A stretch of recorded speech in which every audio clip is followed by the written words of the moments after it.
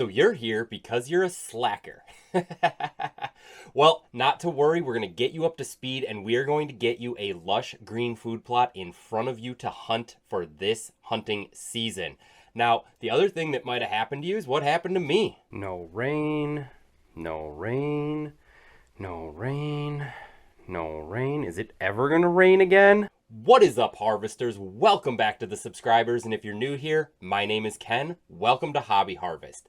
So we are going to go over the step-by-step process of how we are going to get these late season food plots in front of you for this hunting season to hopefully make all of your dreams come true. So first step is to get these food plots set up and ready to go. So hopefully you have an idea of where these food plots need to be. These may have been food plots last year. Time just got away from you this year, whatever. But we want to make sure that that soil is set up and ready to accept seed. So if you're putting this in like an old egg field or an old food plot, you're already set, ready to go. Don't worry about this step. But if you're trying to get a new food plot established in the woods, let's say, you're going to want to get all of that leaf litter cleared out of there. Get in there with a leaf blower, with a rake, whatever. Get that leaf litter cleared out of there so that we get good seed to soil contact when we throw down seed. And you're going to, of course, get more leaf litter as we head into fall that's going to fall on top of these plots. So don't worry about having something to cover the seeds or whatever. You're going to get all that very quickly here. So when you do get rid of that leaf litter, though, just throw it off to the side of the plot. That is awesome compost for you for these plots. So don't go too far with it. Don't haul it out. Just leave it lay on the side of the plots. It'll decay and eventually creep back into those plots, or at least just help to improve whatever's growing on the side of your plots for screening or browse or whatever. Now, if you're trying to get these food plots established in, like, say, an old pasture, just an old field, something that has a lot of old grasses in it that have that really tough turf, you are going to want to get rid of that turf, get that beat up. So you're going to first want to get in there and mow or cut back any of that tall grass and get that removed from the plot. Then what you are going to want to do is get in there with like a cultivator and just agitate that turf, get that turf busted up so that it can accept seed and you're going to get good seed to soil contact. It's going to be a little bit more challenging if we try to seed right on top of all of that like nappy turf that's in there. It's going to be tough for those seeds to germinate because they'll just be sitting sort of like held up on what's left of the grasses in there. And so I don't always do the no-till method myself. I do kind of a mixture of it. I love using the cultivator that I have that I pull behind my four-wheeler. I'll link it down in the description so you guys can go check it out if you want. I don't even put weight on it, even though it is set up to have like a CMU, a cinder block, like screwed down onto the top of it to give it some extra weight. But I find that just letting it sort of bounce along the top of the surface of the ground gets me that seed to soil contact I need. But you definitely want to bust up these turf areas or even in any of these other areas as well. If you're in the woods or wherever you're putting these food plots in, it's not a horrible idea to bust up that very top layer. It's just not necessary unless you have turf you're trying to bust up.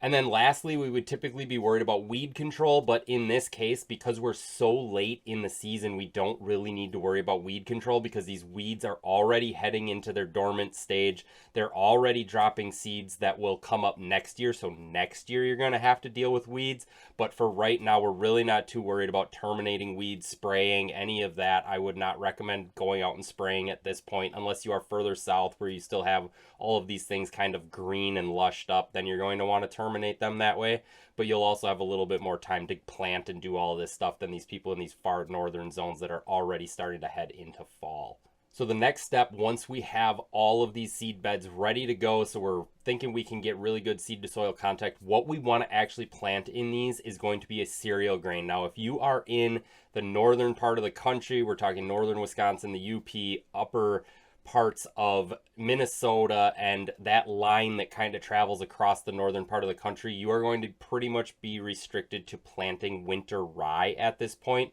because that will germinate at 34 degrees soil temperature. As we get further south, you can do things like winter wheat and any of the other cereal grains. So you can plant those oats and the barley and any of the cereal grains as you head further south. You're not as restricted to those more cold climate cereal grains, but the further north you are, you're definitely going to be looking at doing winter rye. And so the advantage of planting cereal grains late in the season is they germinate very quickly. They germinate in 1 to 2 weeks. They germinate at a very low temperature, so down to 34 degrees for winter rye, a little higher for the other varieties. And they don't take as much rain to get to maturity. Not that we're growing them to maturity, but I'll show you guys the graph of how much rainwater it takes to grow each thing to maturity. So we're really working on the lower end with the cereal grains. They don't take as much water as like the bigger seeds, like the corn, the beans, the peas, take to grow to maturity. Now, that these are just the numbers I could find to maturity. We aren't ever actually growing anything to maturity in a food plot, but this just gives you a good basis of comparison from one seed type to the other. So we really don't need that much rain, and we really don't need that warm of temperatures to get this to start growing now late in the season. Now, typically when you would plant a cereal grain, something like winter rye, you would want to layer it. So that's what I've been doing on my northwestern Wisconsin property all year. I've already seeded twice into those food plots. So typically you want to seed about 100 pounds per acre, and then you want to spread those seedings out about 3 to 4 weeks apart. So I've got 2 seedings down. I'm going to head up there again in a couple weeks to throw down the last seeding. That'll be 3 layers I have had planted up there. But if you have not planted anything yet, you can still plant, but in a larger seed ratio. So you would want to start with something like 200 pounds per acre if you're only going to throw down once. Now, the problem is everybody has their own specific situation. And so an issue that I ran into specifically on that property is the turkey population is way bigger than it's ever been up there. It has just boomed up there. And so one of my food plots this year got absolutely hammered by turkeys. There were just circles all over the food plot where the turkeys were dusting themselves. There were feathers covering the food plot, and I had maybe a handful of pieces of rye that actually germinated and grew up on that plot. That plot was just absolutely obliterated by turkeys. But there's another food plot about 50 yards from that one because I connect my attractions to influence deer herd movement. I have other videos about that on my channel. You can go check those out. But there's another food plot about 50 yards away, and that one was the one that grew the best. So for whatever reason, they absolutely hammered this one and then left this one alone. So that just makes it challenging to like maintain seed rates and get a good growth on all of your food plots. And you're just going to have to monitor them and try to adjust and fix. So that one got pounded that first time, but when I seeded it the second time, I upped the seed rate higher to make up for it. And these are things that you guys are just going to need to monitor, which brings me into the next step of what we do here. So once you seed, you're going to want to monitor these. Now, typically, I do not like putting cell cams or trail cams in general on food sources because the deer will just sit on those food sources for such a long time that they're just eating up your batteries, filling up those cards. And you don't really need that many pictures of them. I like putting them on like mock scrapes or on trails, other things, pinch points and stuff through the woods are a much better area for trail cameras in my opinion. But in this case, you're going to want to see how these plots are growing, especially if this is your first year doing this. You're going to want to see if those turkeys are pounding it. You're going to want to see if when these things start to germinate, like I said, they'll germinate in like 1 to 2 weeks. And that will be slower if it's colder. So keep that in mind that the growth rate is not as fast if we're sitting at that 34 degrees than if we're sitting higher like 60s, 70s, 80s, getting this stuff to grow here late in the season. But you're going to want to see if as soon as it pops up, is the deer herd just on there hammering it and nipping them off as soon as they pop out of the ground? The good thing with winter rye and cereal grains in general is that they do continue to grow if they're nipped off. It's not like the legumes like the peas and beans or even corn where if they nip it off when it just pops out of the ground, they essentially kill it. But in this sense, we want to see how much browse pressure we're getting. And if you absolutely have to, and if you have time, you can get up there and layer again, except I'm not doing 3 to 4 weeks this late in the season. I would be doing more 2 to 3 weeks. So if you notice that these plots are just getting pounded as soon as that seed hit the ground, either by turkeys eating up the seed or the deer are just hitting them up and nipping them off and they're over browsing the plot so that you're not getting a substantial growth on them, I would get up there again if you can, get out on those plots and throw down seed again, potentially at a higher seed rate than you did the first time. So like I said, if we're doing this late season, I'm doing 200 pounds per acre that first time, but you might need to seed again or you might need to seed at a higher rate depending on your specific area. Now you might say, well, why don't I just overseed? Where's the harm in that? Now the harm in that is that ideally when we're planting a winter rye food plot, we want the deer to keep that food plot browsed at like a nice like lawn height. We don't want these things to ever start to grow up and mature because they're less desirable to the deer herd when they mature. So ideally, we want them to grow up and we want the deer to buzz them off, and then just they'll keep regrowing. The deer will keep buzzing them off like a lawnmower, and that is an awesome winter rye plot. Now, if you overseed, your deer herd's going to have trouble trying to keep that browsed down, and they're going to get mature, and the plot itself will be less desirable the later into the season that we get. Now, the awesome thing about planting something like a cereal grain, especially something like winter rye, is it is going to be the last green thing in the woods for you. Everything else is going to decay and die off and go into its winter cycle, and this winter rye is still going to be lush and green in the woods for you, and that is just a huge attraction for the deer herd.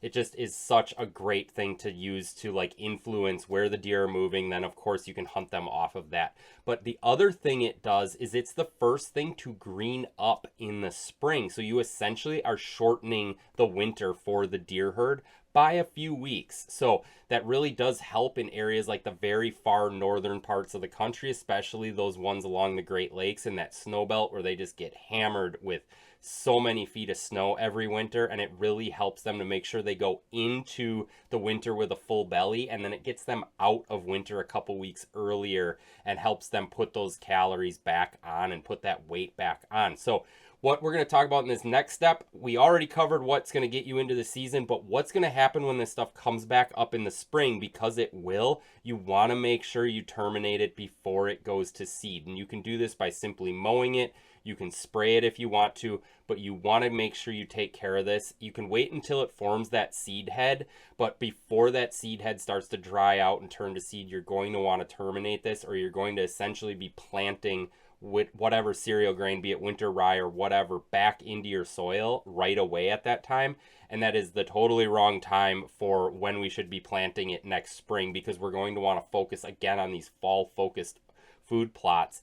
And that's what's going to be attractive to the deer. So like in my area here where I'm at right now in southeastern Wisconsin, the soybean fields are turning yellow, they're dying off, but the soybeans in my southeastern Wisconsin food plot are young and lush and tender, and so they will attract the deer herd. We're always trying to attract the deer herd during hunting season. We don't really need these summer food plots because they can go feed on egg and whatever else that time of year. And the other thing that this is really going to help you with is I would typically tell you guys, if you're putting in food plots, go get that soil test, get that fertilizer in there, get that soil right. Well, we just don't have time for that this time of year. But what you are doing, like let's say this is a first year food plot, or you were just behind this year, whatever, you're getting this in. What these cereal grains really help with is building your soil. So these are really a soil builder. You'll notice that farmers will rotate like winter wheat through their fields every once in a while. They harvest that like mid to late summer, and then they let that root system in there just die off after they've windrowed and baled that straw off of there. They let what was left of those roots just decay in that soil. And that really helps to build your soil. So you're doing the same thing here. You're going to terminate this in the spring, maybe early summer, whenever, before those seed heads get mature, and you're going to let this all just kind of rot in your food plot and really help build that soil. So next year, get the soil test. Next year, fertilize and do everything you need to do. Lime, get that pH right, all of that. But that's a next year thing right now. We don't have to worry about this year. Winter rye will grow literally anywhere. It'll grow in the bed of your truck if it gets wet. So we're really pulling out all the stops here to just make sure you guys have something green to hunt over this year. If you guys want to check out that cultivator, remember I got it linked down in the description. I'll link my trail cams down there too if you want to check those out. If you really enjoyed this video, YouTube thinks you're going to enjoy this one. Otherwise, go check this one out, and I'll catch you guys on the next one.